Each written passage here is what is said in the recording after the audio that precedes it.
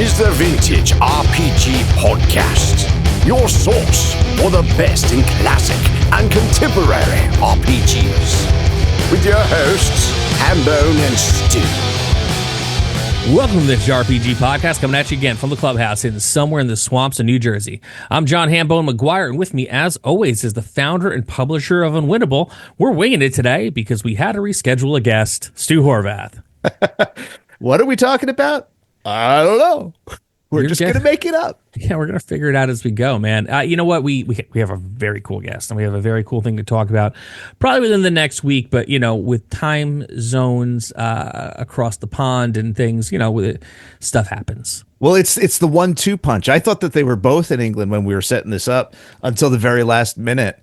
And then I realized that one of them is in LA. So it's just like we got it both ways. So the fellow who couldn't make it today was in LA. And of course, it's like that's a long, that's really hard to make a time work. Oh, God. So one guy's 9 a.m., one guy's 5 p.m. And here we are. It's noon. Right? It's crazy. Oh, no, actually, no, even more than that. Wait a second. It's 3 hours, 6 hour flight, 3 hour difference. Okay, never mind. My brain is still waking up. So, you know, figured today we're going to shoot the breeze. Stu, what are you working on right now? Oh, you know, still cranking away at that monster book, man. My research times have gone up and my writing times have gone down. So ain't it just the way? Getting like a chapter a week now. And I'm just like, man, I thought I was going to be done by this week and I'm not. I know, but there's always something new. Like it's the discovery of it all, and I think you will relate to this, is as you do more research, it just every door you open opens to a hallway with 3 more doors. I keep finding cool stuff, and I keep finding stuff that like I'm excited to share in the book because I don't think that like it's like I feel like just about every chapter has one thing in it that's just like nobody knows this at the moment, and it's either brand new information or something that's been overlooked for a bunch of years, and I get to restate it for the record or clarify the record, and I like that. That's kind of cool. Right now, the last chapter I finished is zombies, so I'm an expert on zombies until I start writing about whites. Then I'll be an expert on whites for a couple of weeks. Yeah, man. I mean, at some point, with all the monsters that you're covering, it's got to become ephemera. To be able to, like, you got to move one out to move the next one in. It really is. I guarantee that when I edit this thing, it's going to be like reading a book that I didn't write, because it's like cramming for an exam almost, like where like I'm just reading so much about a single topic and then like dumping it all out on the page, and then it just disappears like little pieces. Stick around, but for the most part it's just like there's no way that I can keep that much information about the historical origins of gargoyles in my head. No, definitely not. And I mean, it's going to be fun for you to kind of rediscover it as something that you've written yourself, kind of like in the way that Stephen King doesn't remember writing Cujo. Right, here we go. One of his best books. People love it. I used to be able to recall everything that I've done. I used to be able to remember every photograph I took with intent as a photographer and every piece of writing that I wrote. And I can't do that anymore. No. Dude, it hits a point. Like, you know, I was the same way with music for a long time. It's like, you know, I never understood how, like, you know, bands be like, oh man, I wish they played this song tonight. And they're like, dude, I don't remember how to play that. And you're like, how do you not remember how to play that? You wrote it. But then as I wrote more songs, I forgot some of the stuff that I wrote, and I could kind of like fumble my way through it, which is so silly, because you're like, I wrote this. I practiced this with a band like 10 hours a day. We played this for like 2 years straight on tour. How do I not remember it like the back of my hand? You just don't. And it's the same thing with, you know, the stuff I've been working on with 320 RPG. Like, as we're finishing this one book, I was like, oh man, how does that thing work? And then I have to go to my bookshelf or pull up a PDF, and I got to reread something I wrote to remember how something works. It's like, yeah. And I don't even attribute it to being like 46. I attribute it to being like, there's only so much you can hold on to. Yeah, it's like there's a pool. Like I don't know if this is like true on a brain science way, but like I feel like there's a pool of active knowledge, and then like you file stuff away. Like if I read Monsters, Aliens, Holes in the Ground again, I'll be like, oh yeah, I wrote this. But when I was on Ben Riggs's podcast and he was asking me questions about it, like there were a couple points where I was just like, I don't know, man. guy wrote a book on role-playing games? Are you sure? Yeah. Yeah. No. Just because I don't remember, like it's a 450-page book. There's a lot of stuff there, and like while I was writing it, I was constantly referring to and re-referring to all that material, and now I don't need to do that anymore because I wrote the book. So it's not necessarily like in like the live sectors of my brain. Oh yeah. No, I mean, like I think I've told this story before, maybe on this show. I don't know. It's been almost 8 years, but back in 2009, my buddy asked me to play bass on tour for his band Leathermouth, and we learned the songs, we did the tour, and then like a little while later, he was like, "Oh man, we gotta do this again," and everyone's like, "Shit, how do we play that thing?" And like we completely forgot it, so we went on YouTube and we watched little kids who were a fan of the band teach us how to play the songs. Amazing. And like, granted, like some of them were spot on, some of them were completely wrong, but by watching them fumble through it or get it right, we're like, oh, okay, yeah, that's how you play the song. Like it was just easier than just, because the tunings and all this other stuff. But like, yeah, man, thanks, kids. You would probably be surprised how many bands have to do that nowadays. Yeah, for real. That is funny. That's yeah. Oh, so here, let me give you an example of there's a couple favorite things, but my favorite thing so far that I've uncovered during the course of this book. Got to give the audience something, even though it's spoiling the exclusive or whatever. Yeah, you'll forget it in like, 2 chapters. So yeah, well, I barely remember it, but will they forget? They will never forget, and you're going to rely on them to teach you about it. Oh yeah, yeah. During the editing process, I'm gonna have to like refer to somebody's like YouTube channel because they're just lifting my material. No, so horror writer Joseph Payne Brennan writes a story called Slime. Good name for it. Slime. Yeah. So Slime comes out in 1953 in Weird Tales, and it's about this deep sea creature. It's basically a black amoeba that is really good at eating anything that it wants. And it gets tossed up into a swamp during a storm, and then it starts eating people. He wrote it, and it was, a well-regarded story at the time. And then, it kind of gotten forgotten because it was, a pulp story, and that's what happened back in those days. But there is a clear... I mean, it's the Blob. We're just cutting to the chase. The Blob is basically, with the changing of a couple names, the origin of the creature. Otherwise, it's the same story. Blob comes out in 1958, I think. And I guess it takes a while for Brennan to see it. But in 1961, he files suit with Paramount. Really? Yes, because he's hopping mad. Because he thinks that the guy who made up the story lifted it off of him. So he wanted to be reimbursed for the theft. That's known. There's a legal filing, the only legal filing about the case. Paramount tries to get it dismissed. They want to. They're saying that Brennan doesn't have standing because he sold it to Weird Tales. Weird Tales owns the copyright of the story, and Weird Tales is defunct. They argued that they never said that, hey, we didn't steal the thing. They argued that Brennan couldn't sue about it, and that got dismissed. But that's where the trail ends. Like, there was really no data about what happened, how it turned out. One book mentions that he got something, but like not a lot. So I hit up, his papers are at Brown University. So I filed a research request for all of the paperwork, the folders about the Blob and his lawsuit. Holy crap. That's so cool. It is. There was a minute where I thought I was going to have to actually go to Brown University to the reading room to access these documents. The funny thing, the files that contained this paperwork were one file folder away from his AARP card and all of his health insurance documents, which God. I think is just like the funniest thing that like somebody saved that. I mean, maybe it'll come in handy for a researcher one day. I mean, definitely scan it and put, you never know. I mean, is he still alive or no? No. He died in the 90s, I believe. Oh, I was going to say. And sub question, do you wish in your heart of hearts that you would have had to have gone through microfiche? No. Microfiche is really hard to read, hard on the eyes. No, but they sent me a PDF of everything that was in the file, and it was super cool because like there's a couple things that came out of reading that. Like the first folder is basically notes from his lawyer in New York being like, it's 1962. This thing is out of theaters for 4 years, maybe, sort of. Like the way films were distroed back then, it's just like reels would go, on a tour, or like regional tours, like to drive-throughs and stuff. So like it wasn't totally out of theaters. So like, but it was basically out of theaters, not in wide release anyway. And so a lot of the notes are just like him and the lawyer trying to figure out how to see the movie so that they could like compare notes. Oh my God.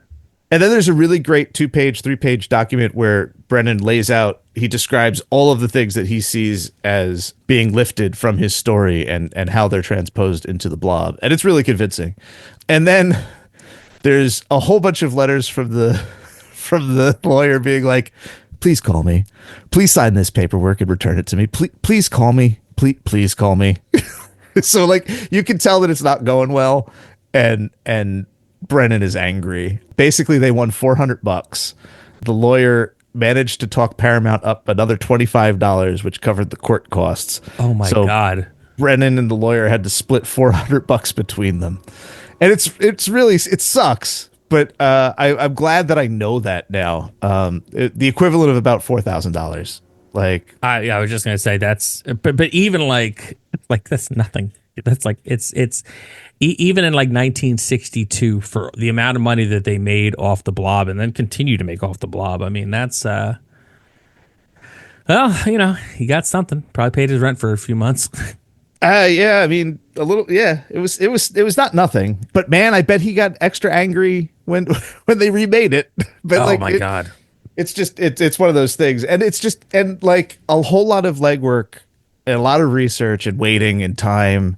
I had to get my Jamie over at Strange Attractor. I was just like, I'm not an academic. Can you make the initial request to Brown and like all this stuff amounted to like 3 sentences in the book.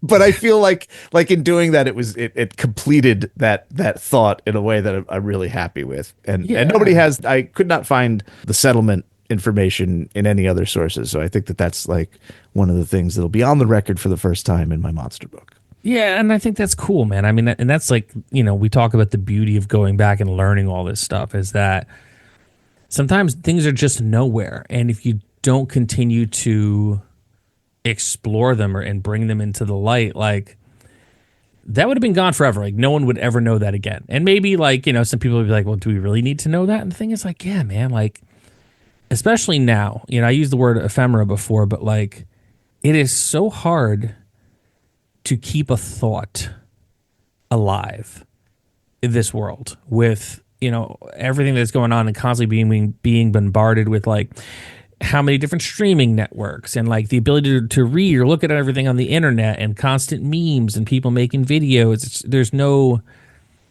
staying power, You used to have to sit with something back in the day. And if you liked a movie, you really sat with that movie because you went to the movie. You had to intentionally sit there and plan to be watching it from A to B at this time. So it's cool, man. I love that. I love all those like weird little tidbits of history because then it becomes lore for other people to kind of tell and put out there into the world. And, maybe it'll be a major talking point at a cocktail party someday. But I think people need to know what happened to the guy who murkily lost his rights to Paramount. Yeah. Well, I think the result of the lawsuit is a footnote, but I think that it's important. Like, I don't think that most people think of all the slimes and goopy goos and oozes and stuff in Dungeons and Dragons. I don't think that there's an immediate thought in a player's mind or a DM's mind that, oh, that is inspired by the Blob. And I think that just making that connection is important because it recontextualizes those monsters a little bit, gives you more to work with. And then if you go back and read Slime, which is a really good story. It's like really of the 50s, one of my favorite horror stories that I've come across so far. Like it's really good. It's such a pure monster. All it does is eat and get bigger, and it's really good at eating. Like it's it's scary. Then you connect that to like the black pudding and the the green slime and all the stuff in D&D. And it changes things. It makes you it's that whole thing. Everything's a source book, man. And these things aren't even, it's not even like I'm making like a stretch argument. It's like there's a definite lineage to this stuff that it's cool. And you get to see, we'll never know exactly who came up with those monsters for D&D. Gygax takes the credit, but there's room for debate about who actually wrote the stuff up or who came up with it in games. And whatever, it doesn't really matter. But you can see the cool thing about it not mattering who the author is that you could more fully see the influences. And it might have been from multiple people. Nothing to say that any given monster entry was written by one person only. Yeah, true. There's sums of their influences in cool ways. So I don't know. I think it's fun.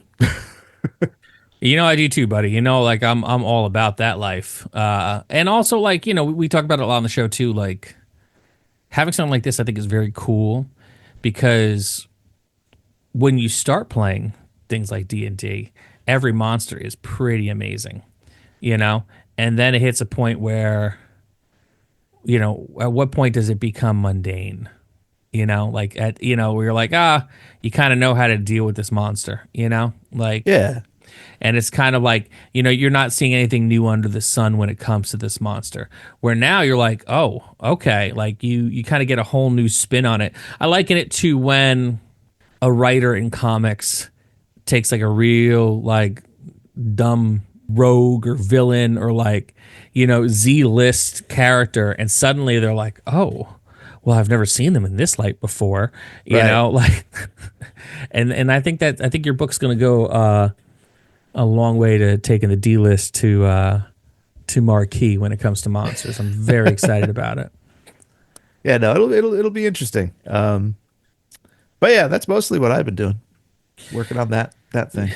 Yeah, I mean, I've been working on a lot of different stuff. I've been working on getting mixing to come up off our books for the Hotel Exorcist so we could send them out to people.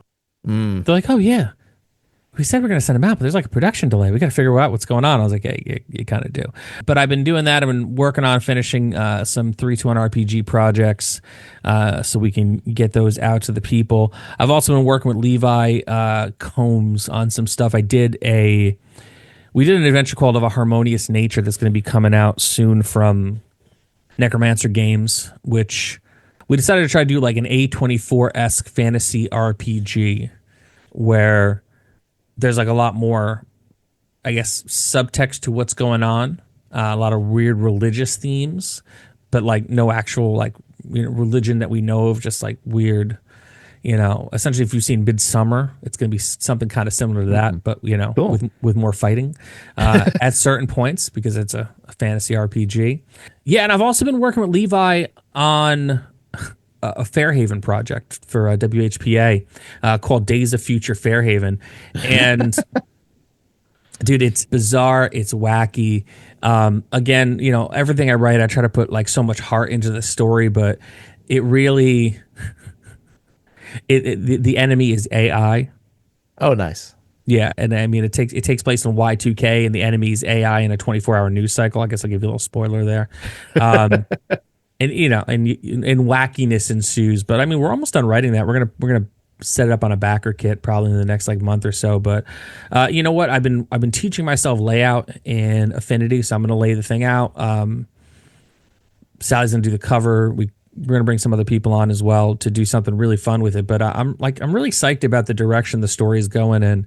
And some of the characters and the weirdness that we're able to throw into it. Like, for me, I think the beauty of kind of writing for different systems, and this is compatible with WHPA, it's not actually an official release, is that you kind of get to get out of your comfort zone and get like kind of weird and not do what I think people expect from like the things I've written for like 3-to-1 RPG. Whereas, I did do one for Fairhaven officially in the We All Have Secrets that's coming with the Kickstarter. Right. But this is, your hosts have to stop an AI from taking over the townspeople and driving them nuts with a 24-hour news cycle. Yeah. Has nothing to do with today. No, nothing at all. Modern, no commentary on the current state of affairs. Yeah, not political at all. But yeah, I mean, and dude, like, Levi has been a friend to me for years. He's been like a mentor, a friend, like a dude I love talking to every single day and just bouncing ideas off of. So like, whenever I get to create with him, it's awesome because we just like, we're having these calls where we're like working on stuff, but we're just constantly trying to pop each other and I know that if we're enjoying it, other people are going to dig it too. So I've been doing that in the background as well. And then, I put out that crowdfund your fucking life zine as a pay what you want or free community resource on Drive Through RPG. And, I really love doing it. And I thought to myself, like, and I've been thinking about this a lot, and I think you'll agree. Like, you built your website. I followed suit. I built my website. Other dudes are building their sites and really trying to migrate people off of social media. And I think that the way forward for the tabletop RPG community is to kind of go backwards. No platform is going to help you the way you want. Yeah, platforms are only ever going to help themselves. Yeah, so you got to build a grassroots community. So that's what a lot of us have been doing in the sewer rats, and that's what I've been focused on doing. So I'm actually going to turn Crowdfund Your Fucking Life into a 3-time-a-year zine where Nice. I am going to do crowdfunding tips. I'm going to bring other people in to give their crowdfunding tips. Going to put some cool articles in there. We're going to do interviews with creators and try to help some creators that maybe don't get a lot of coverage but probably should get some coverage as well. Nice. It's not going to promote anyone's specific Kickstarter because I can't tie it into like, oh, we got to get this out so this person can get a boost. It's going to be like, hey, if you have done one and you want to talk about the project because everyone's got extra copies to sell and or things that you're working on, then we're going to do that as well. So we're going to turn it into like an old school punk rock zine. I'm probably going to interview some bands as well because like no one who understands the DIY ethos more than a band. And it's going to be pretty cool. So that people will have to pay for that. You're gonna pay for the PDF, pay a little more to actually get a physical copy made because we had to kill a tree for it. So. We're not gonna RIP trees. RIP trees. Not gonna let Woody die in vain. But yeah, man, it's been pretty cool to over the last 5 years of like working in the hobby as a creator, being able to like kind of stretch my wings out and try out different things. So yeah, man, I'm gonna put out a punk rock zine. This episode airs probably like late-ish May, and then I'll do another one in like October. Cool. Yeah, that's kind of what I've been doing is just kind of while I'm unemployed and looking for a job, I've been like, teaching myself how to build websites and like working on making sure that like when I finally have to go back to work, which is hopefully soon, everything is set for 321 RPG, for Ham and Egg Publishing. I did a bunch of writing and released a bunch of stuff. We got another zombie Braineater thing that is simmering. We're just kind of waiting to see which way that's going to come out. And then, yeah, man, I'm just working on stuff. Yeah. Oh, I guess I could bring this up. A thing that I've been working on a lot. I have a radio show now. Oh my God. Yeah. Why didn't we lead with that? My God. Yeah. Wow. We're terrible at this. Yeah. Go on. I mean, like, it seems like a big idea, big deal and everything, but like, So we have this great local freeform community radio station called WFMU 91.1.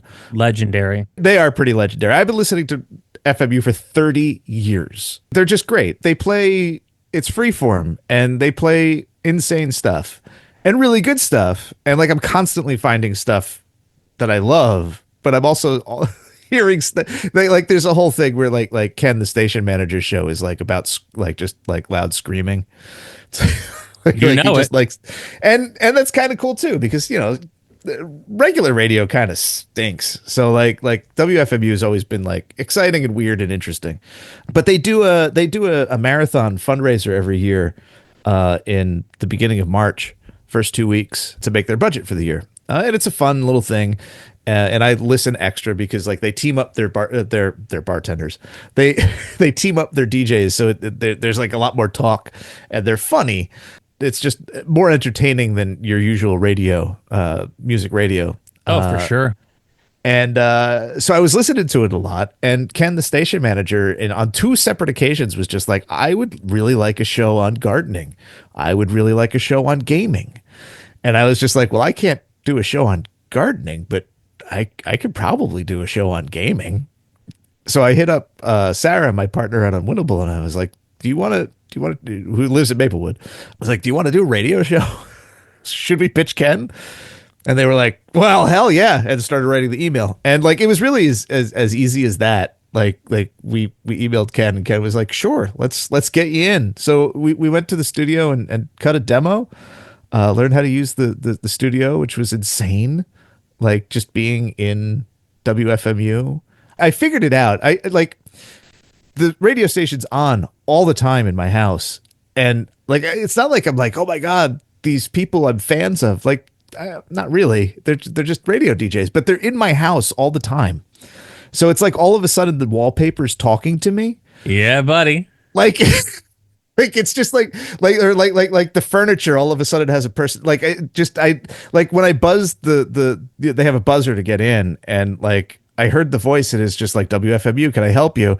And it's like, I have an appointment, and it was Joe McGasco, who's on Monday mornings from 9 to noon. And like, I know him as like the guy I listen to Joe McGasco talk for 15 minutes when I eat my breakfast.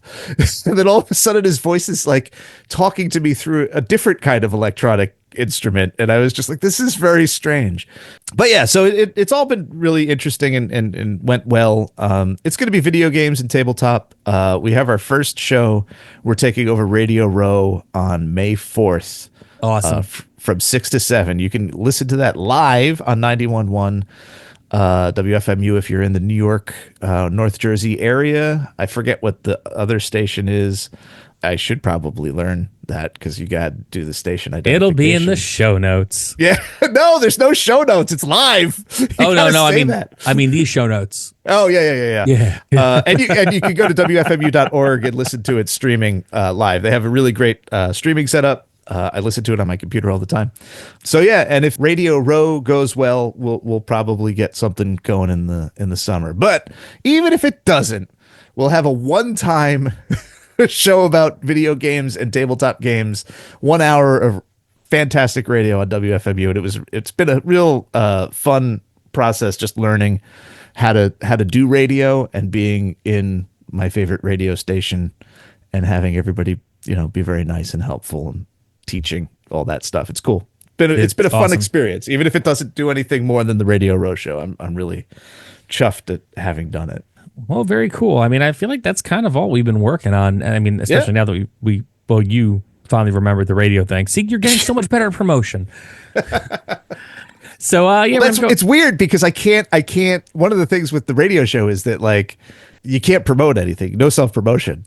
So really? It's just, when we were talking to Ken, he was just like, you'd be surprised how many people have no idea like what FMU is about, and like what they do. They pitch a show and they don't know anything about the station. And he's like, 2, the other big limiter is like most people want to like promote something, and it was like, I would, if you let me promote something, I'll promote it, but like I just like to talk.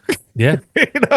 But yeah, so it's I'm gonna backslide him, but you're gonna have to teach me to promote again after this show in May. I will show you the way. This has been another amazing episode of the Vintage RPG Podcast. Stu, where can people find you on the internet? They can find me on vintagerpg.com. I'm not going to be allowed to do this on WFMU. Like this is the thing. It's weird to like, and like you can't talk about your bona fides at all. Like I can't be like, I wrote a book about this stuff. Like you can't. But yeah, you can find all the posts there, and if you join Patreon, which Hambone will tell you about in a second, there's all sorts of monthly patron newsletters where you can find out more and more about the monster book and other things that I'm working on. Very cool. You can find me at Ham and Egg Publishing. patreon.com, where you can join the Ham and Egg Publishing Discord. You can buy some of my books and other things that I'm working on, and also, find out a little bit more about the stuff that I'm working on. If you like the show, don't forget to rate, review, and subscribe. Your reviews really do help other listeners to find us. If you really like the show, why not become a patron? Patreon.com/vintagerpg. We got a lot of cool stuff happening there. For as little as $1 a month, you get the episodes early, Friday or Saturday-ish, depending on when we record them in the week. You get a behind-the-scenes look at the stuff Stu's working on. I put some behind-the-scenes stuff of what I'm working on. You get to be in our sweet Discord community, which truly is an oasis. We were actually talking about it the other day in the Discord, how it's very comfortable. It's cozy. It's a nice little spot to kind of get away from the world with categories that are, good for everybody in their own special way. At the $5 tier, you could get in on one of my games. I do a different game every single month. I usually try to do things that we talk about on the show. Sometimes I don't. I'm not sure what I'm doing for April yet, but I'm going to figure that out. At the $10 tier, you can get in on my game, and you can get in Stu's legendary West Marches campaign. It's deadly. And if you listen to the episode where we talk about it, you will know. Don't get too attached to your characters. Patreon.com/vintagerpg. So for Stu Horvath, I'm John Hambone McGuire. May the dice always roll in your favor.